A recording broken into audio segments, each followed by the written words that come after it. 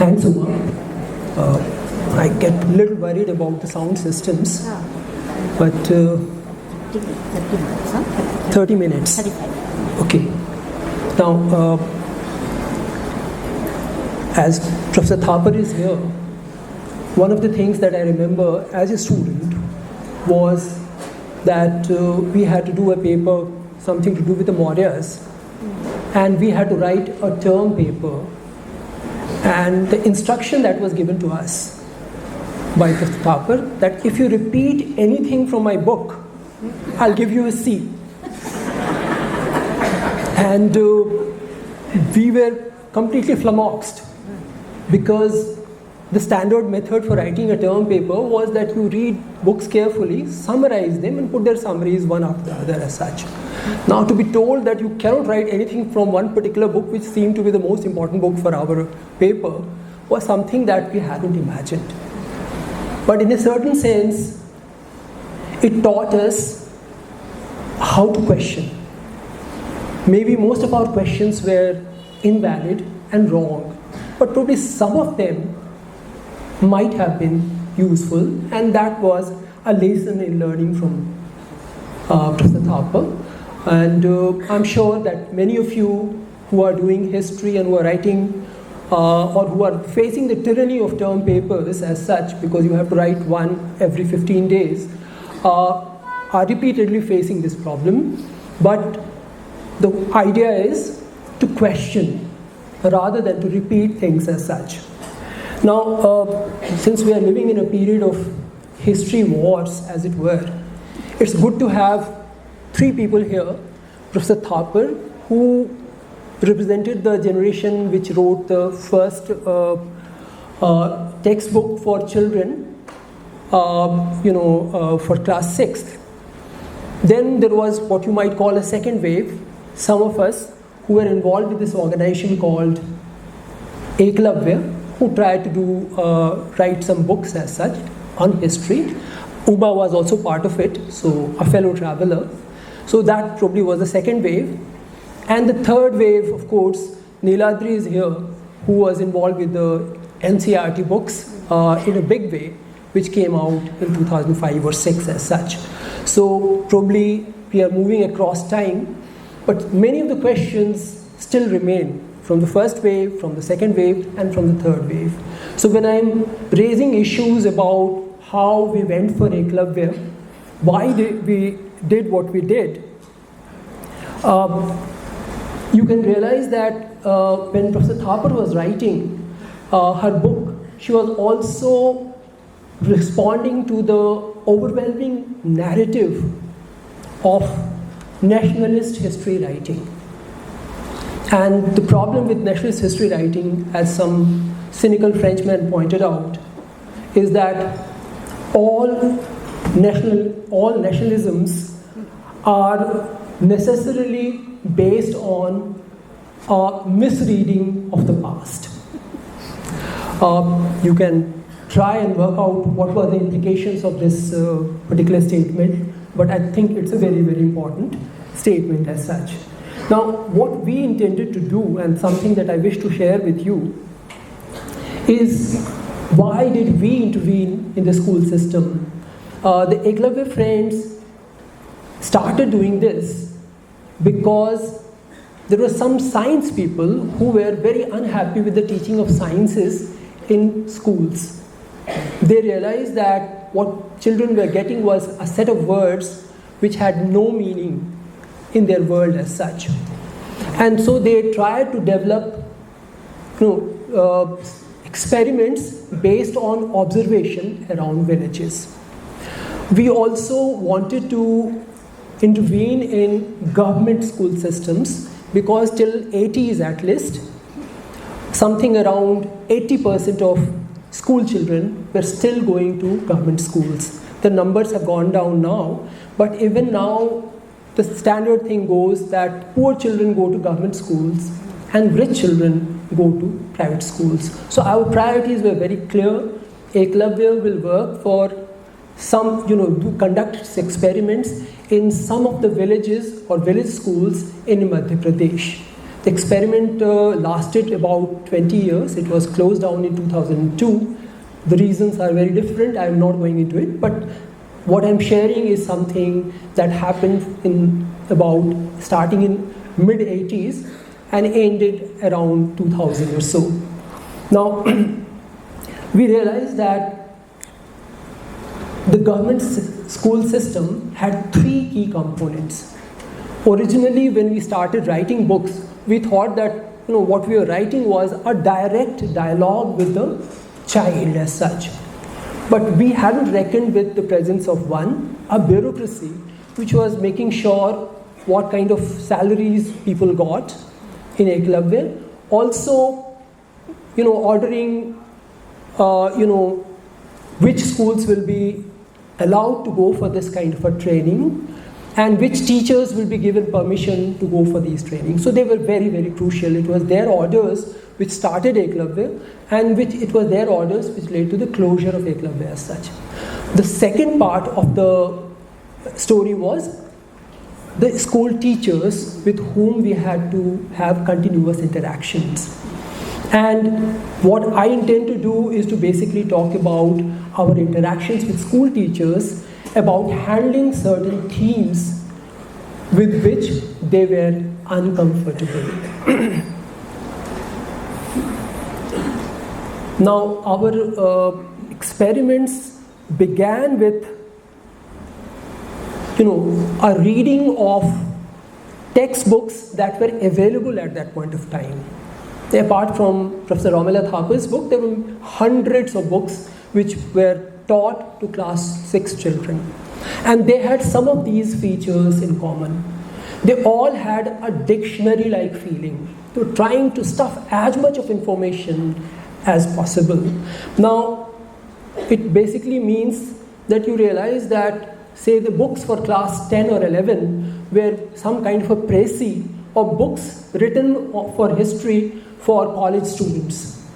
And the books that were there for class 6 children were some kind of a précis or books of class 9 and 10.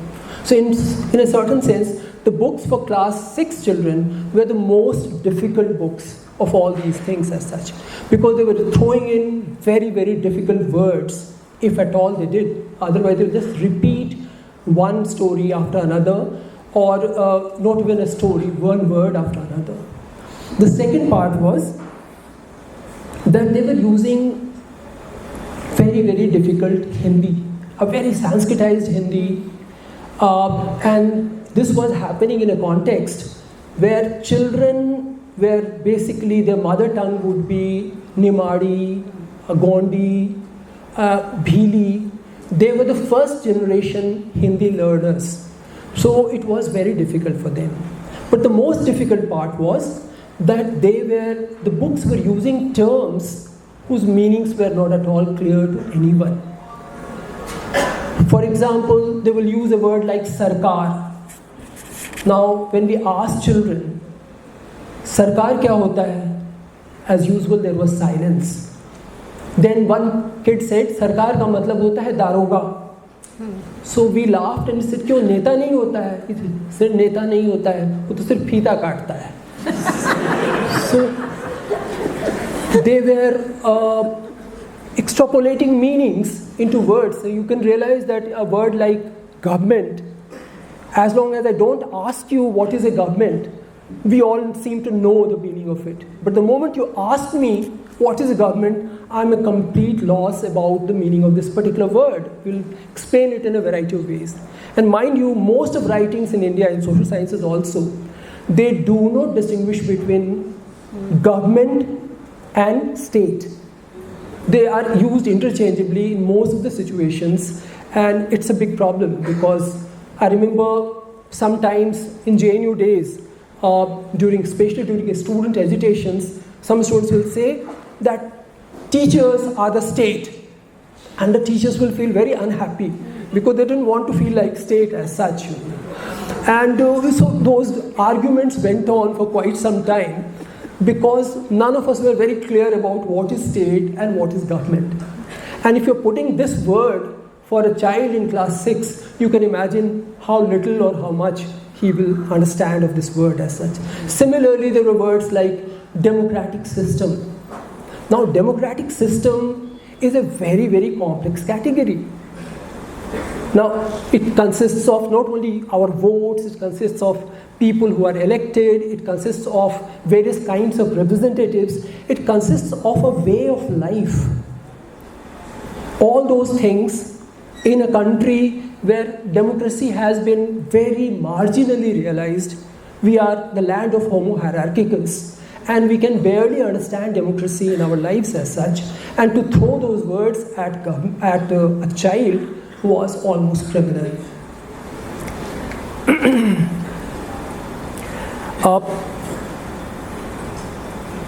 Now, we were also, it's quite interesting, since Professor Thapar taught us to criticize her books as such.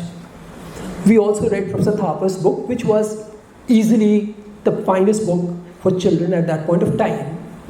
But the first sentence in that book was, आधुनिक मानव को सभ्य बनने में लाखों साल लग गए. Now, you can see that there is a problem with this statement. This is the first sentence. And where it's being said, one manav, obviously manavis are missing in this. Sabhya banane mein, as if everyone wanted to become sabhya, and we didn't know the meaning of sabhya at all. I mean, these are terms which were probably evoked by people like Gordon Childe with a very distinct historical meaning. And when we ask children what is sabhya, what is asabhya, they would have a very different understanding of these words. They will say कि जो अच्छे से रहता है वो सभ्य है, जो बुरे से रहता है वो असभ्य है, या something like barbar है, जंगल में रहता है, savage. All these words are used, but not the meaning that was intended in this particular sentence. And so even the best of books had these teleological reading of the past as such, something that was happening and that was bound to happen over a period of time, and all human beings in the past were struggling to realize the dream of becoming civilized as such. That might or might not be correct.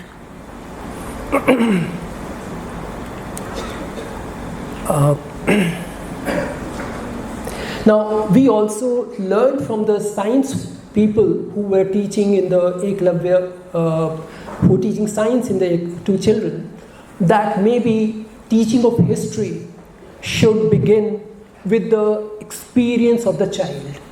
Now, unfortunately, teaching of history was at that point of time combined with two other subjects, geography and civics. And we were very confused how we are going to mesh these three things together and work on them. And I remember that we met one of the finest teachers again in JNU, someone called Krishna Bharadwaj. I don't know how many of you have heard her name, but she was the founder of the CES, Economics Department out here as such. So she said, what you need to do is that when the child is experiencing the world, he's not experiencing the world separately as history, as space, or as a method of administration. So you maybe start from child's experience, you can move into all these three spheres as such, without necessarily destroying the boundaries among these disciplines. And we did try to do that. Now, in that process,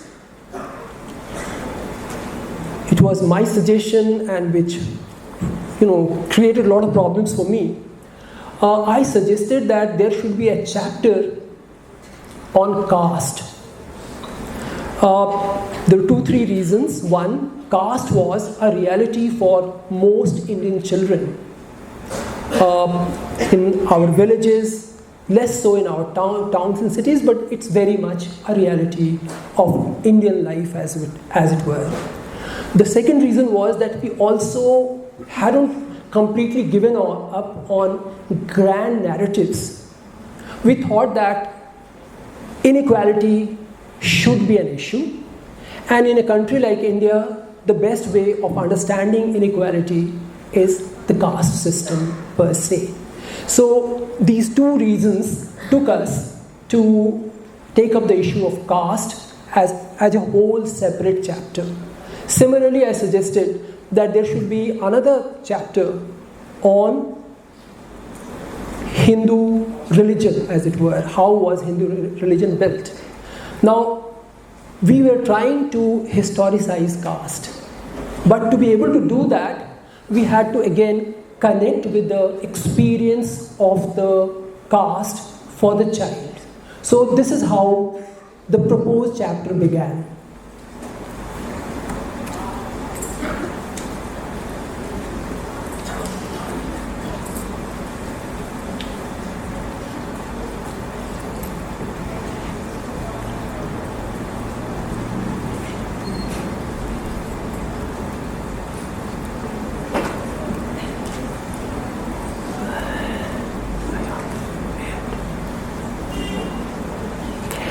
The chapter had a beginning where a child is talking to his father.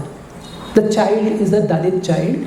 So he is telling his father कि अब मैं जूते की सिलाई नहीं करूँगा, मैं मंदिर में जाकर करके पूजा करने का काम करूँगा, मिठाइयाँ खाऊँगा. So the father says, it's like this. Bhikkhu is the name of the child. Father, I don't like mending shoes. I want to read and write. Father, no son, you cannot do it. Reading and writing are for Brahmins. Bhikkhu, I want to become a Brahmin. I want to perform prayers in the temple, offer sweets to God and eat it. Father, no son, you have to be born a Brahmin. You were born a low caste, Chamar. Brahmanas are the highest caste. Unless you are a Brahmin, you cannot be a priest.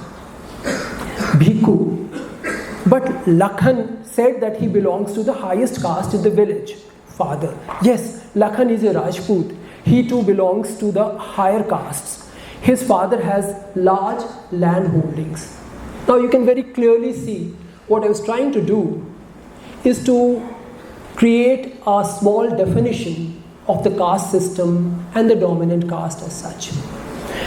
However, then the whole chapter went on to show different stages of in the evolution and modification of caste system in different parts of the subcontinent as such.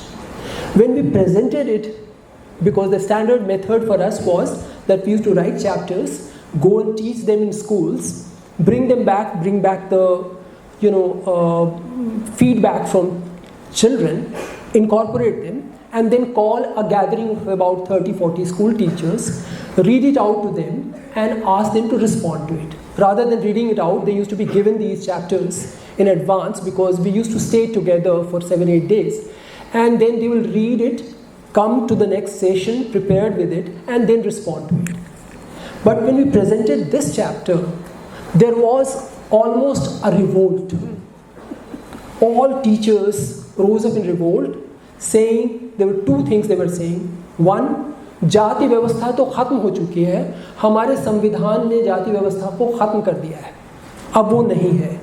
अगर आप जाति व्यवस्था की बात को उठाते हैं तो सिर्फ आप जो है देश में तोड़ फोड़ करना चाहते हैं. You want to divide people. These were the two observations. But their anger was so manifest, and we were so so shocked by the responses of these people that we had to find ways. I'll talk about it slightly later, how we responded to the situation. But one thing that happened, because we knew it was these teachers who are ultimately taking these chapters to children. So they have to be, somehow convinced, they have to come round to our ways of looking at things, which meant that the chapter was completely modified in its beginning. Now see how it read later.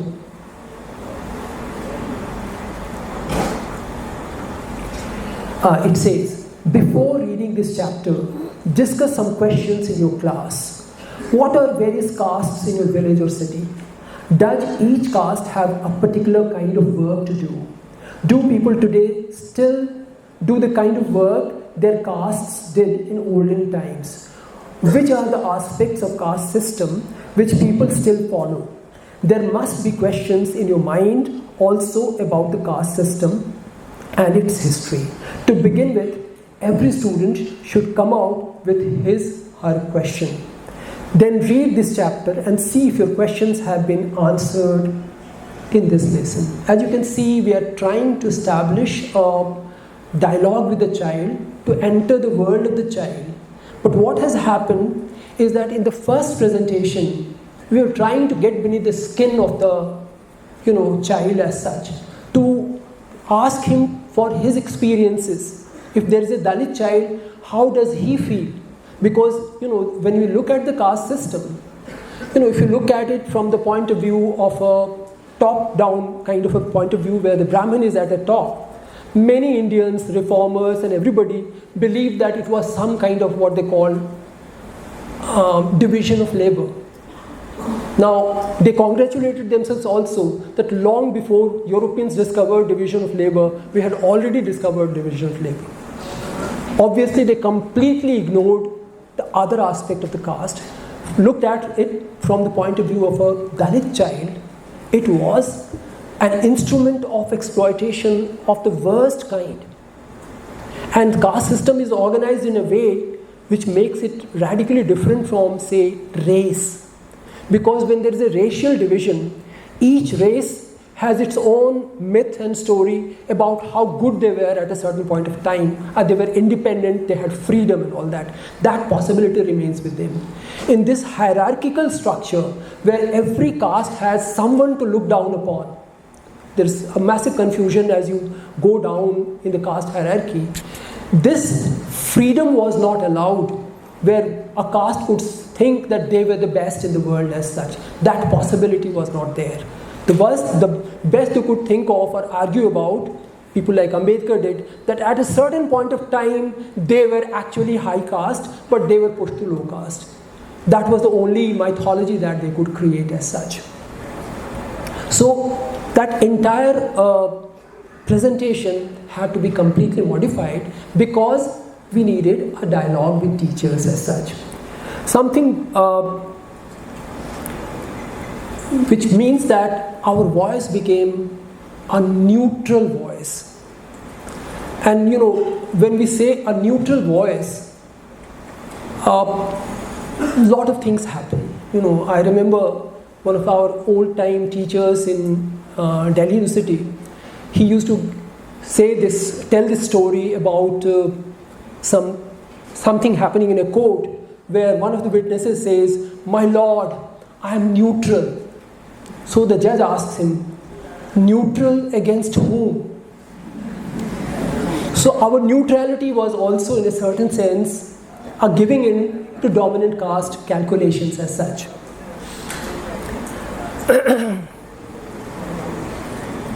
Now,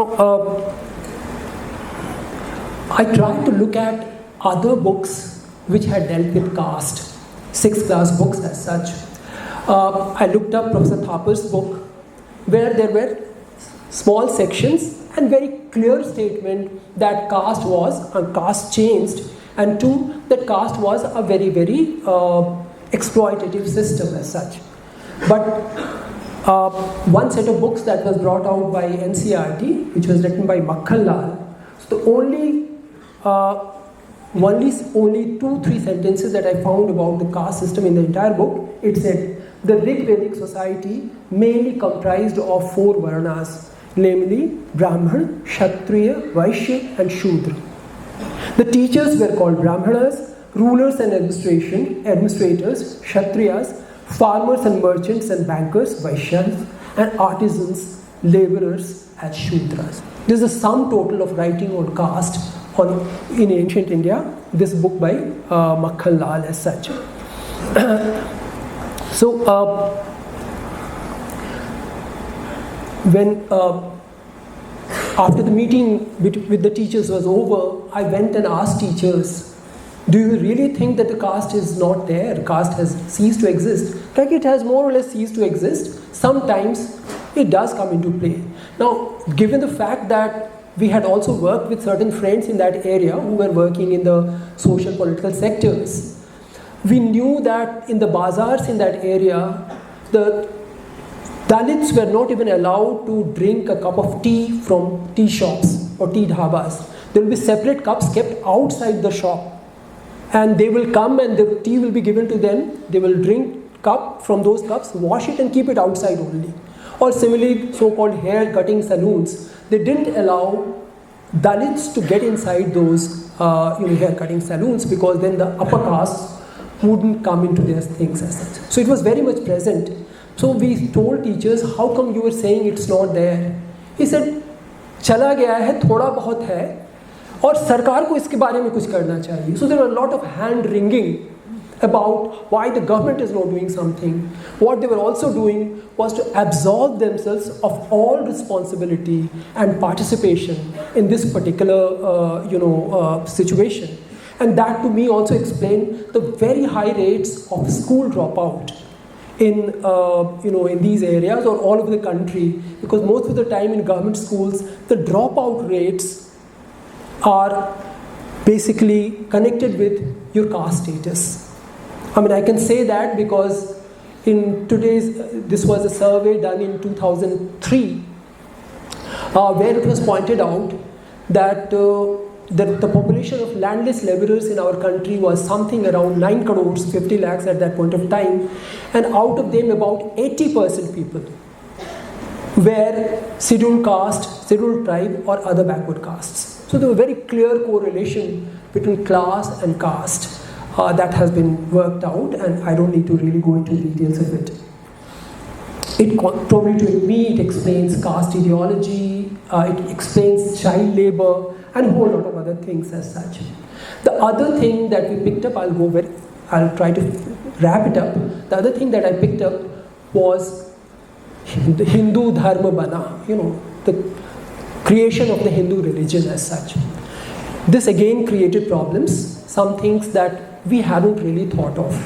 There were two problems which were especially major issues as such, because we pointed out that the people of the early Vedic age were, for lack of any other words, tribal people. Now the word tribal, Kabila, has a very negative connotation in our minds as such. It refers to undeveloped, backward, poor people who are somewhere at the margins of our national register, as it were, as such. So this archaeologist who in fact discovered Bhimbetka, he said, आप लोगों ने आर्यों को जो है गडेरिया बना दिया है.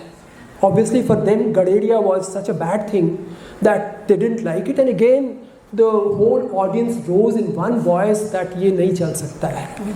And they said, you have insulted our religion.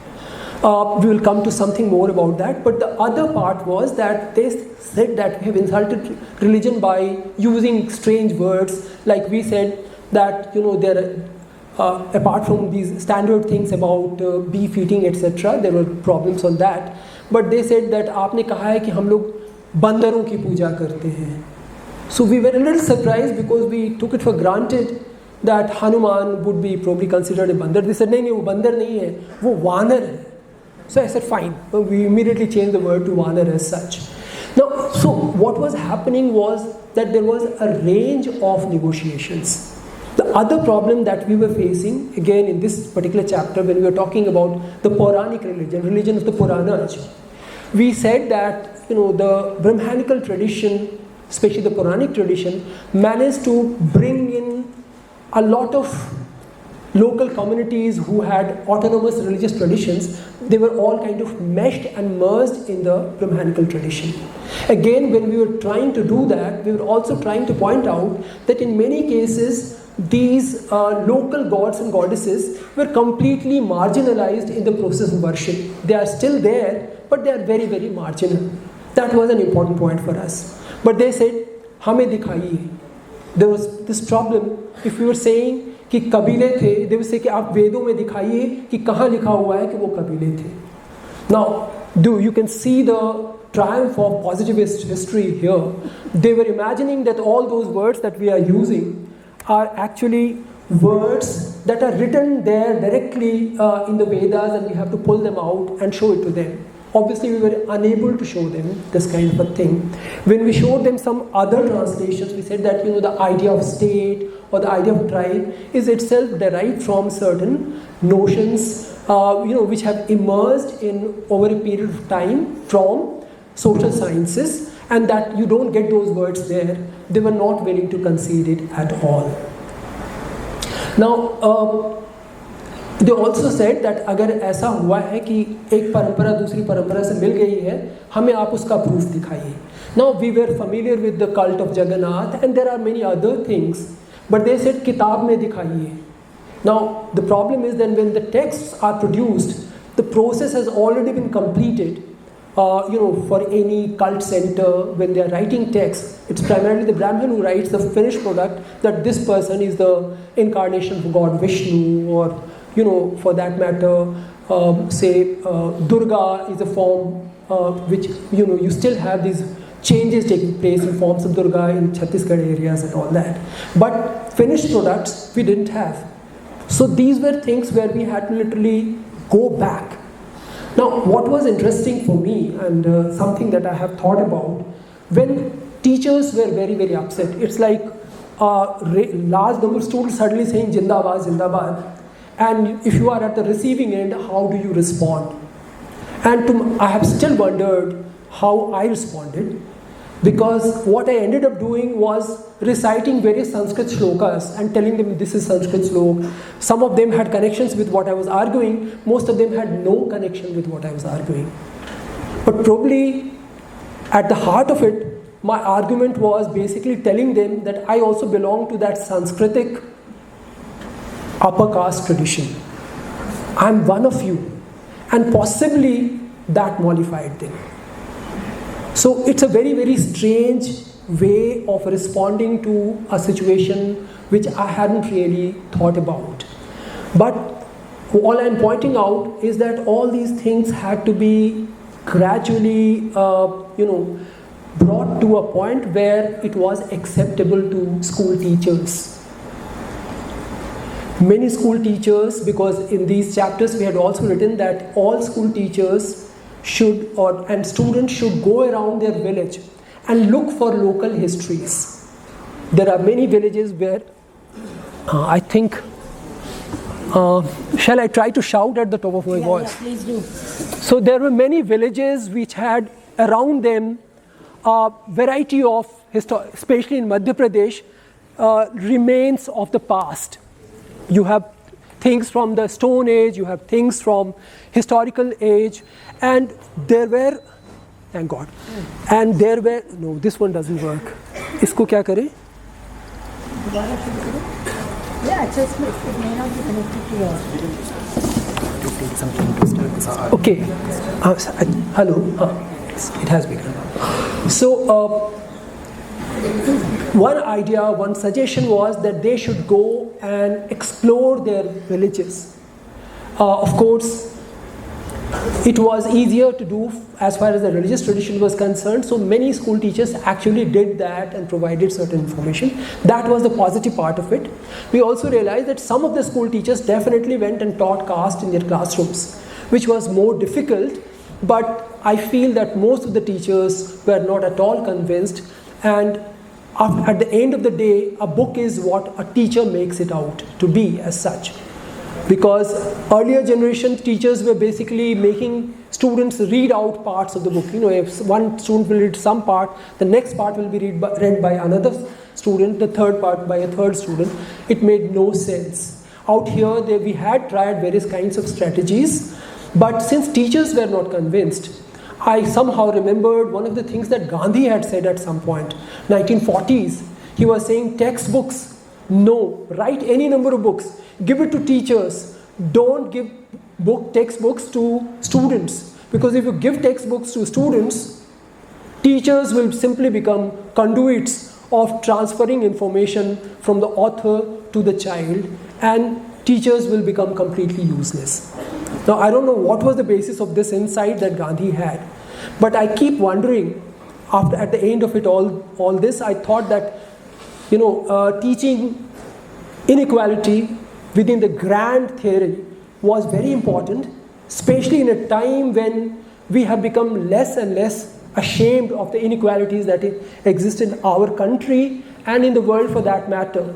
When somebody can get $1 trillion as a salary, where rest of the humans or rest of our country cannot even get $100 or $200 for their salary as such. It was important, but it seemed like a failed attempt. In any case, Ekalavya was closed down in 2002. It was closed down